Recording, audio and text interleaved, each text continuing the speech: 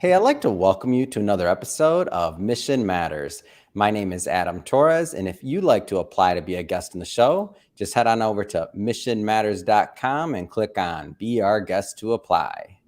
All right, so today I have Umair Javed on the line, and he's founder and CEO of Texel. Umair, welcome to the show. Thank you very much. Thanks for having me, Adam. All right, Umair. So I'm excited to learn more about Texel and really how you're helping your clients. I'll tell you, this is one of my favorite topics. For those that have been watching, the show for a long time, they know that like we believe highly over here at Mission Matters in outsourcing teams and leveraging dynamic talent worldwide. And as a company, we're not huge, but we have talent in many different countries. And excited to learn about what kind of things you can offer to the audience and us, really, when it comes down to it. But before we get started with that, we will start this show like we start them all with our Mission Matters Minute.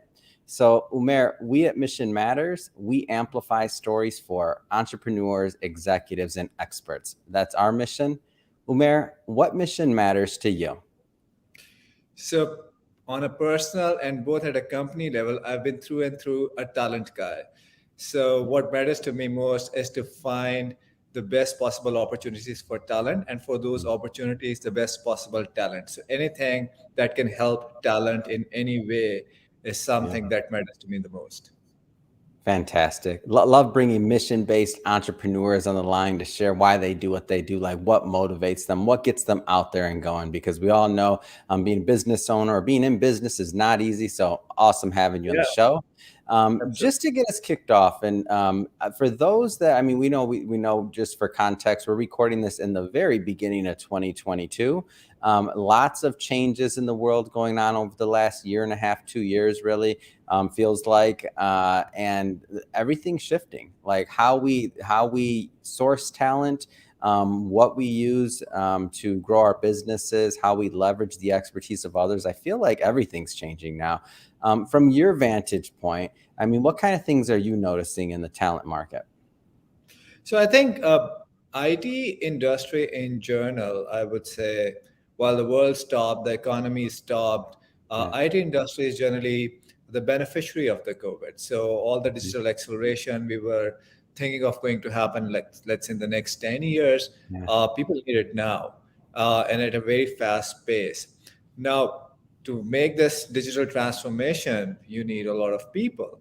And all of a sudden, not those many people are available, which means the world has become much more open to Mhm. find talent anywhere they possibly can. I mean, so they are not no longer looking for a guy sitting next to them on the next table. They are open for to find talent anywhere in the world. And that has, in my view, I mean, the whole thing, the way, in a way, the way entrepreneurs are searching for talent, they are ready to accept remote people in their teams. They're ready to work with entities who are not in their geography. That has changed a lot, Mhm. and there's a surge for talent demand, and there's a search for digital transformation. I have a bias on this subject. I'll be upfront. Since we started this company, we were remote, and we've just been so fortunate to work with great companies like yours and others that do outsourcing to really make sure that that we're growing and we're doing it in an efficient way, but also bringing on people that are really good at what they do. So I think Yeah. something used to exist, and I'll say that I had this bias. I won't say everybody else does, but to pick on myself here, I always thought that they had somebody that I was hiring had to be in my city, or I have to see them, or I have to kind of watch them, and that was my misunderstanding as a business person to think like that's what it had to do to get the job done. Now, though, just for example, like one of our best project managers, he's in the Philippines. Like one of like my right hand woman, she's in Argentina. Like we have salespeople in London, and these individuals are absolutely amazing at what they do.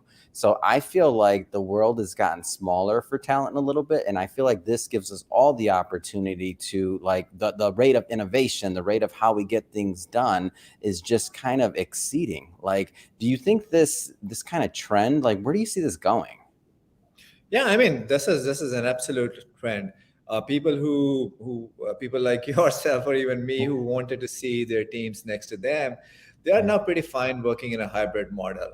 And I would say it's more like the world has really now coming to terms and really understanding what is an integrated global team means. I mean, you can have a cluster of people at one place, another cluster at another Mhm. place, even some working just as an independent out of their homes or home offices or co-working spaces, Mhm. and you have a global team. So I mean, we used to have this understanding of follow the sun model, where big companies, I mean, the production stops at one point and another region takes over, and then another region takes over. And it used to Mhm. be a concept for bigger enterprise. I think it's now a concept for every company of any size. Mhm. Having great integrated teams, go find the best talent that you can at anywhere in the world. Better if you Mhm. can find them in cluster. If they come together at one place, great, and then you can have a great set of distributed teams. So when you're asking about trends, yes, this is absolutely the trend that I'm seeing, and it's just increasing by the day. Okay, so I want to break this next part into really two sections, if you will, and I'll explain.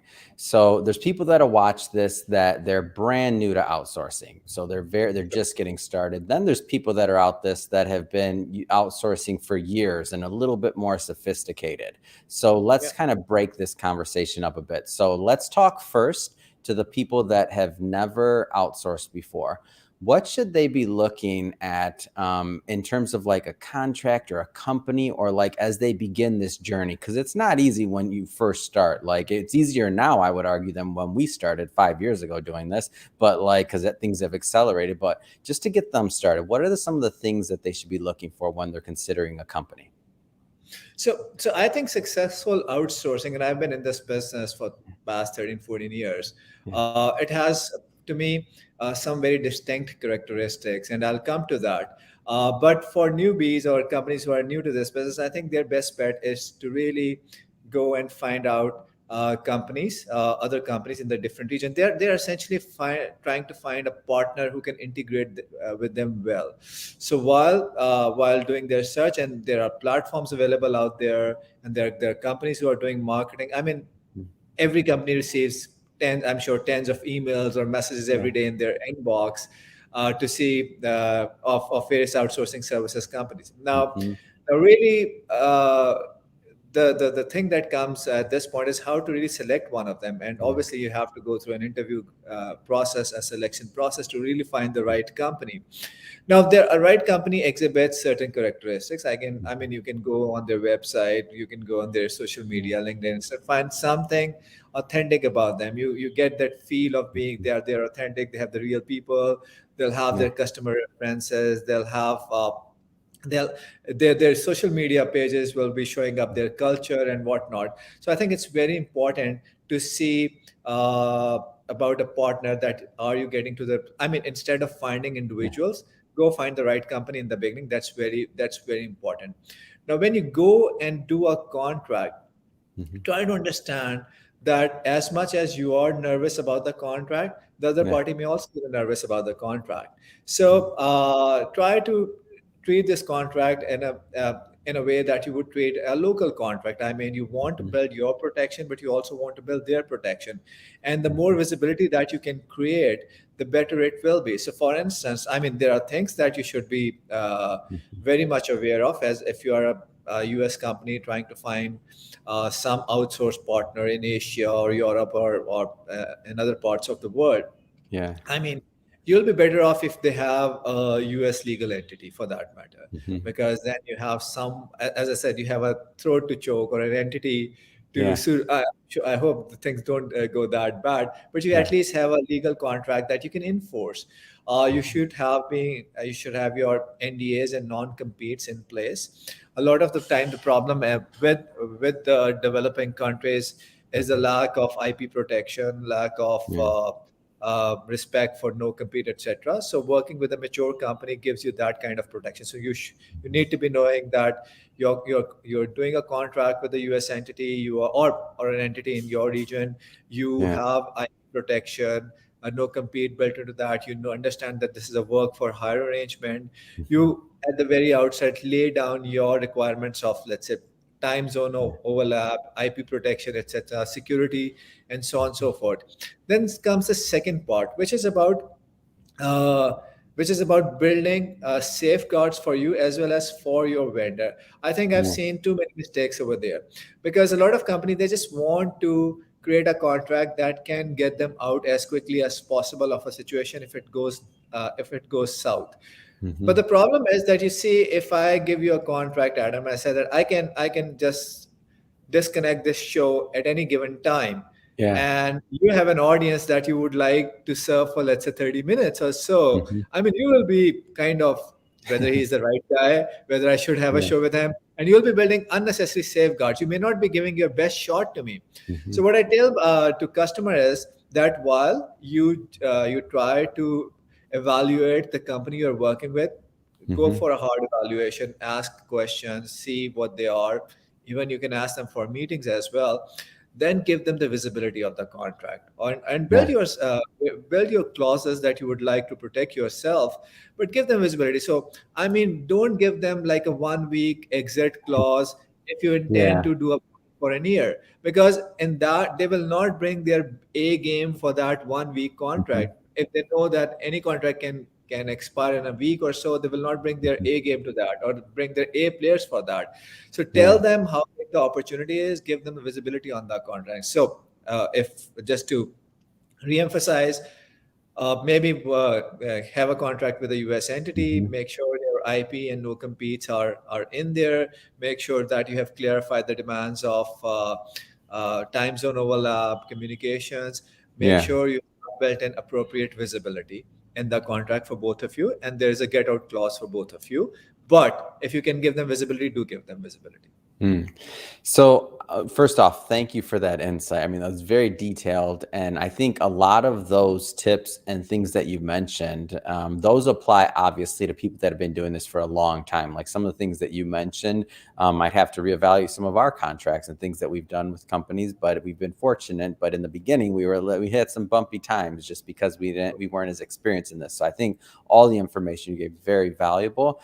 Is there anything that you would say, kind of speaking directly to those advanced people, so the people that already have teams and they're looking to continue to add other sources of talent, and they may have been using outsourced teams for years? Anything that you would say to them? So, not in terms of contracting. Mhm. I'll come to the structure of. I mean, so we are in a software development space, Mhm. and a lot of my information will be relevant to that. And I'll come to that, how you should go about doing a successful software project or Yeah. building a successful team. But let me take this opportunity to help a number of experienced CTOs Mhm. understand something that I've been kind of trying to evangelize for quite some times.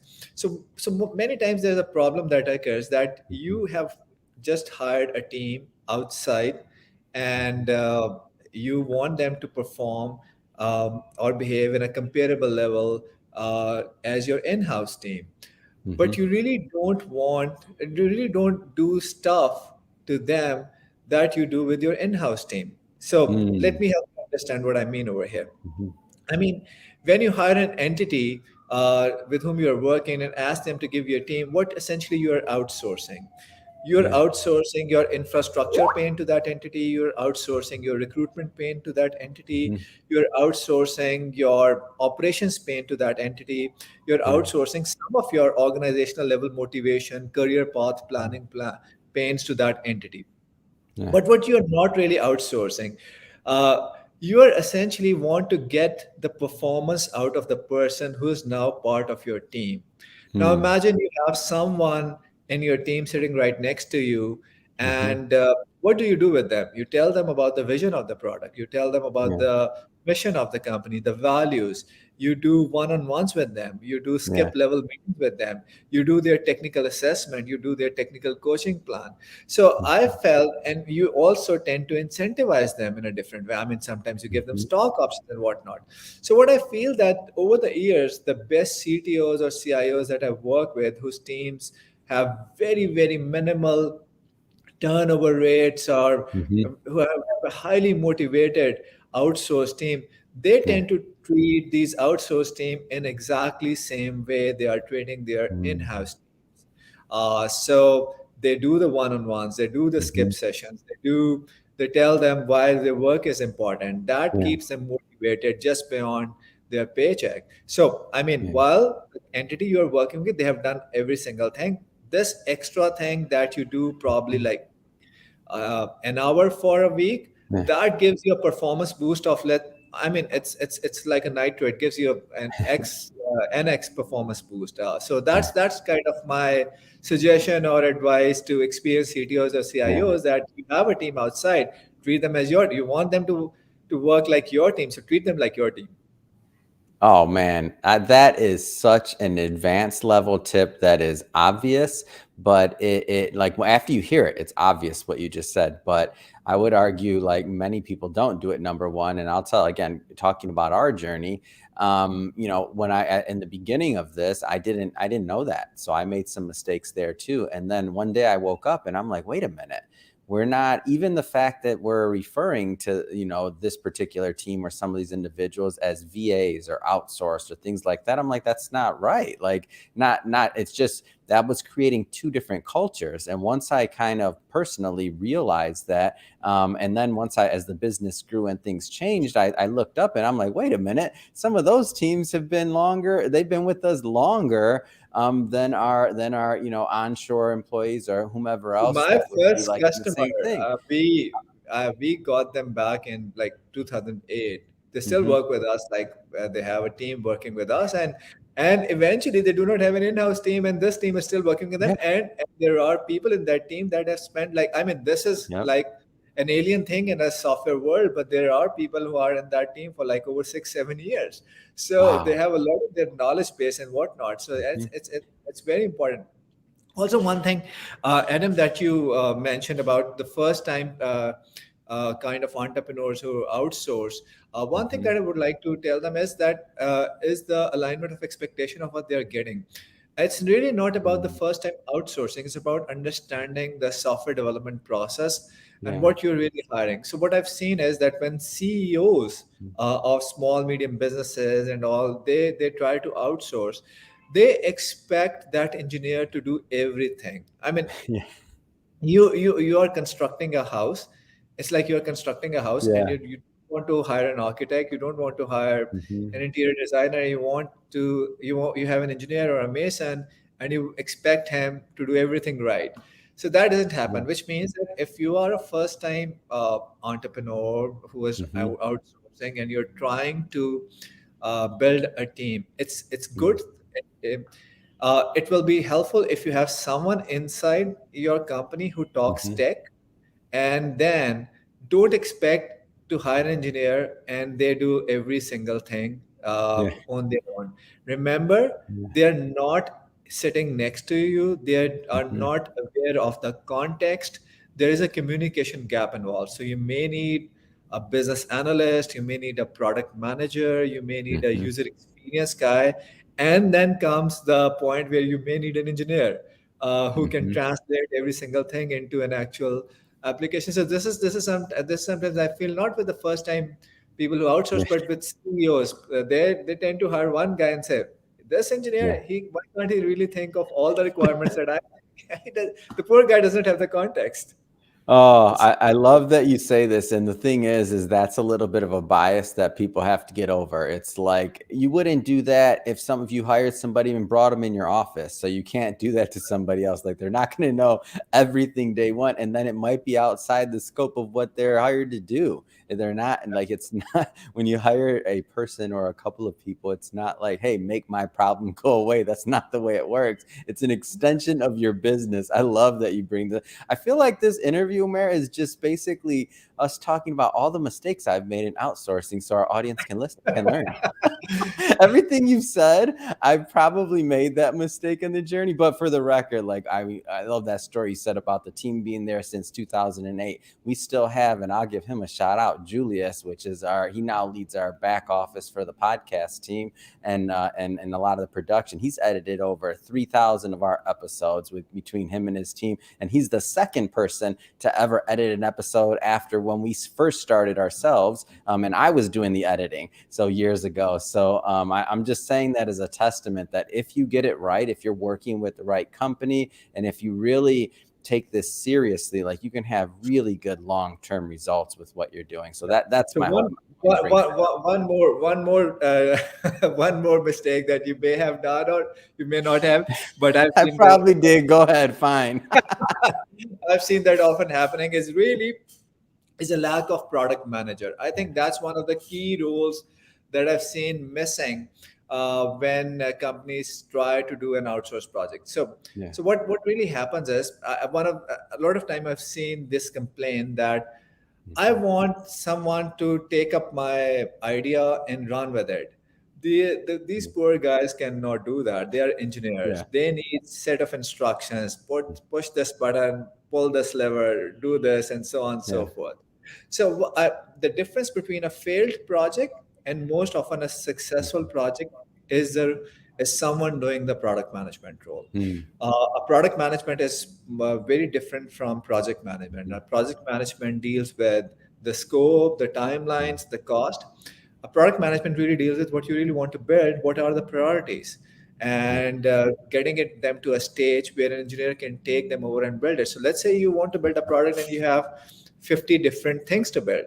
Mm-hmm. What are the things that you need today? Somebody needs to talk to sales. Somebody needs to talk to the C level. Somebody needs to talk to someone else in the company to find Yeah. out what is the right or customer, what are the right priorities to build today, Mm-hmm. and what are the right features within that priority to build today, and what can be left to maybe 2 months down the road.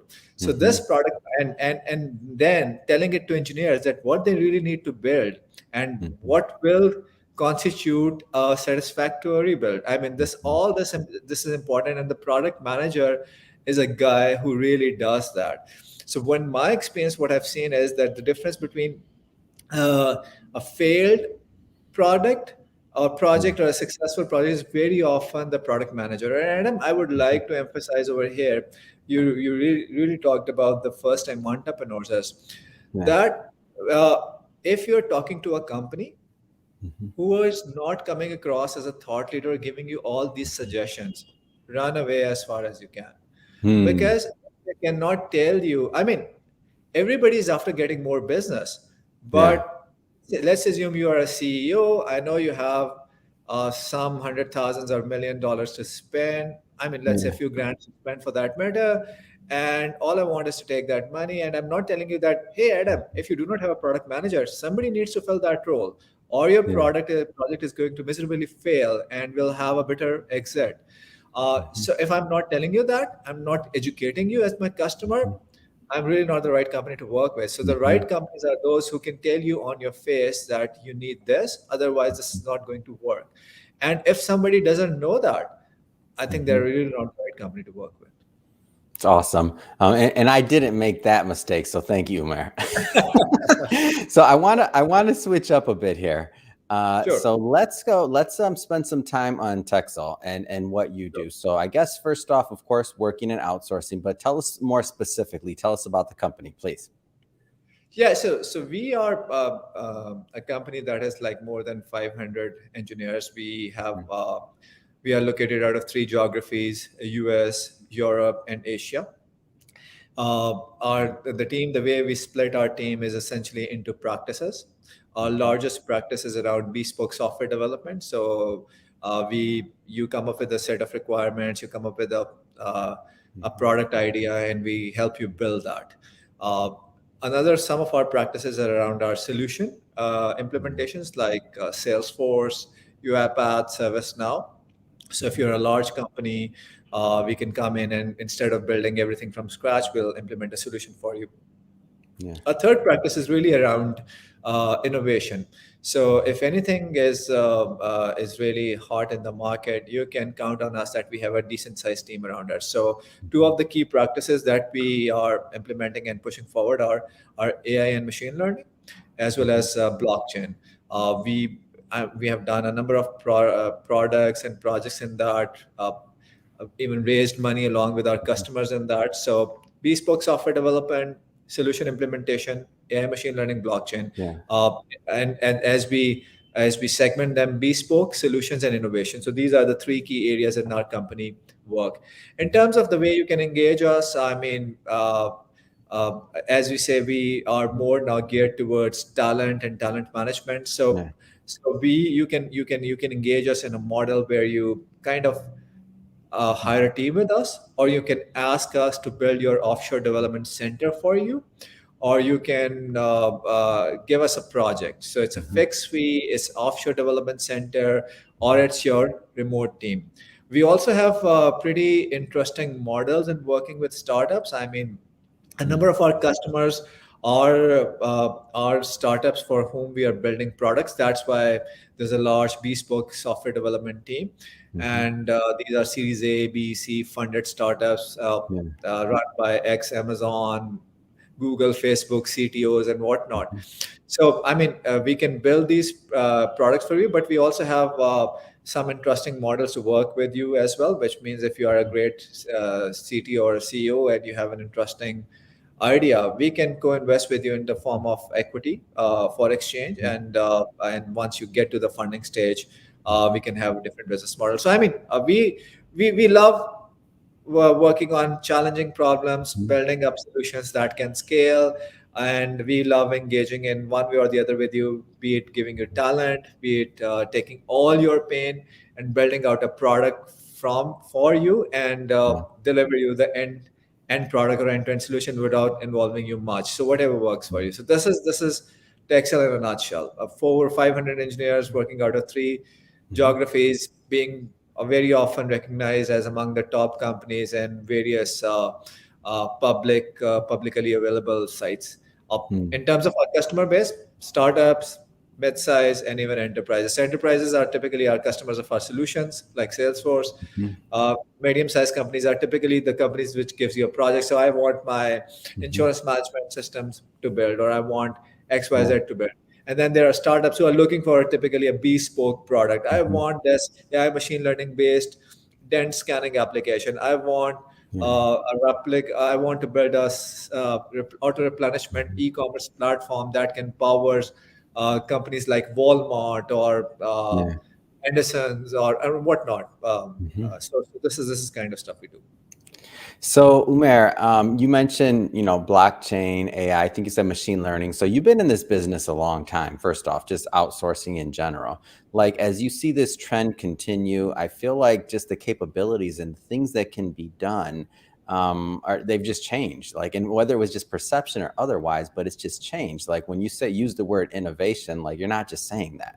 Like you're working on cutting edge stuff. Can you talk? I Yeah. know I'm not talking about any specific project or anything like that, or client confidentiality, NDAs. I don't mean that, but I mean like, can you tell us a little bit about what you're seeing in terms of like in the market and development and things like that, just in general? So I feel the software development or solution implementations is still the large mainstay. Yeah. And companies, and with all this digital transformation, so AI machine learning, Hmm. to work, it needs digital transformation. It needs a lot of data. Only then a machine can learn. Yeah. And the reason of recent surge in AI machine learning and talk around it, because we have more digital data available that machine can use to, I mean, that software can use to learn, and that's where the machine learning coming in. So while AI machine learning was considered as an innovation, Hmm. I think it will become, it's moving mainstream and will become more and more of a building block of every application that we do. It's much like, I mean, now login or kind of fingerprinting Yeah. is as a or kind of face recognition is like a building block of any login stuff. Hmm. Similarly, AI machine learning on its own will not be creating innovative product, but will Hmm. more and more become mainstream and will part of a layer in every single product. So that's my kind of view of AI machine learning. We are still some distance from that, but that's where it's heading. In terms of blockchain, I mean, crypto is an interesting word, and most of the people, they know crypto. I mean, they know Yeah. blockchain from Bitcoin. So Hmm. that's I mean, one use case that really made it famous. But blockchain as a technology, has a lot of value, and more use cases are emerging. And I Mm, mean, we are seeing some of the fastest growth in our blockchain-based mm, teams. I mean, in terms of number of personnel they are needed and number of projects that are or products that are coming in. And whether it's Facebook announcing metaverse, I mean, we have really, I mean, we just ended up creating a separate entity with over 100 people that mhm. is doing large play to earn games based on blockchain and Yeah. crypto model, and creating adjoining metaverses around that. I mean, because this is a product that we own as equity partner as well. Mhm, So if you can go to web and see Nitro League, this is a racing car metaverse that we are creating, and mhm, we raised quite a bit of money around that. But I mean, coming back to your question, mhm, I can see a lot of growth happening in the blockchain and crypto space.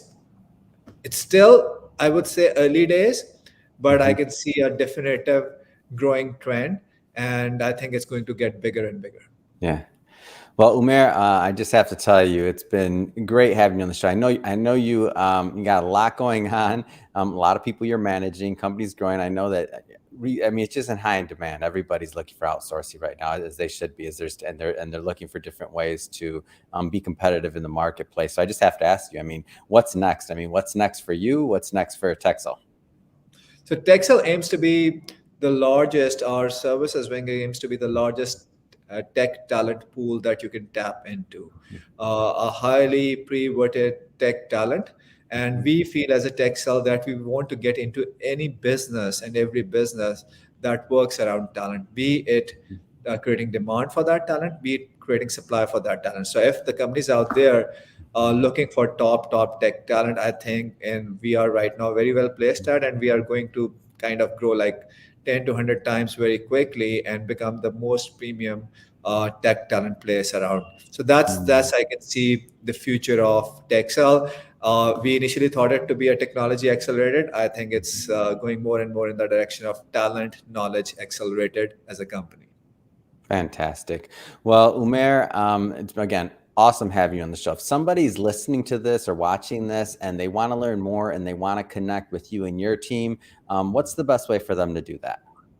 So www.texel.com, info@texel.com. Feel free to add me over LinkedIn. Reach out to us on info@texel.com, and we'll surely respond back.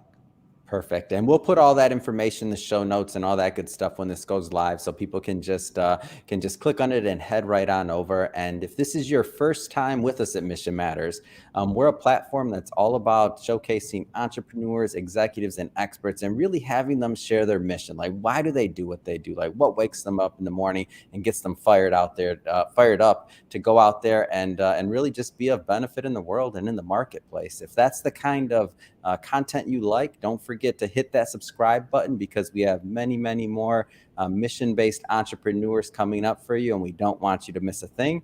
And Umair, really, it has been a pleasure, and thanks again for coming on the show. Thank you for having me.